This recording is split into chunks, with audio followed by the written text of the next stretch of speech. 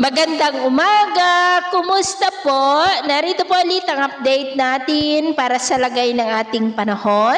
Ngayong umaga po ng November 16, 2025. Sa ngayon po ay walang anumang sama ng panahon sa loob at labas ng ating area of responsibility, pero merong mga iba't ibang weather system na nakakaapekto po ngayon dito sa ating bansa.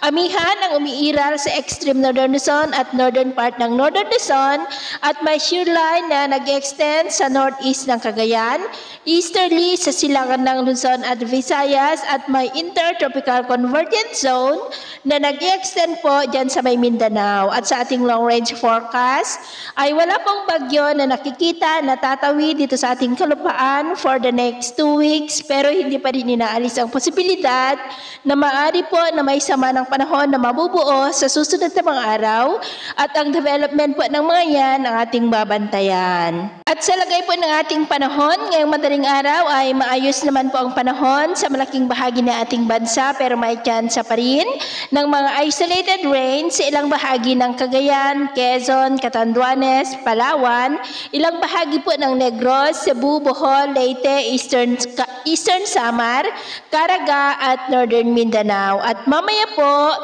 ay sisikat naman ang araw sa malaking bahagi ng bansa, pero may tsansa pa rin ng maulap na kalangitan with isolated rain sa ilang bahagi ng Cagayan, Quezon, Batangas, Bicol, Marinduque, Palawan, Negros, Cebu, Bohol, Eastern Samar, Caraga, Northern Mindanao at dyan po sa Maymati. At mamayang hapon, mas maraming lugar ulit ang makakaranas ng mas maulap na kalangitan with isolated rains. Kaya kung lalabas po tayo sa ating mga tahanan, ugaliin naman po natin lagi ang magdala ng kahit na anong panangga natin sa init ng araw at proteksyon na rin po sa mga biglaang buhos ng ulan.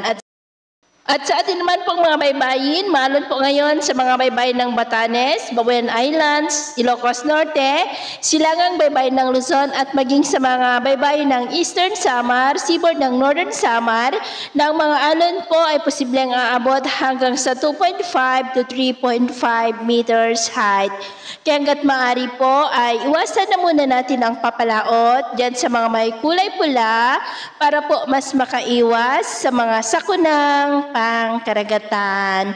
So, ito muna ang latest update natin sa araw na ito. Ako po muli si James na nagsasabing sa kahit na pagsubok po na darating sa ating buhay, huwag na huwag po tayong mawawalan ng pag-asa. Thank you and God bless!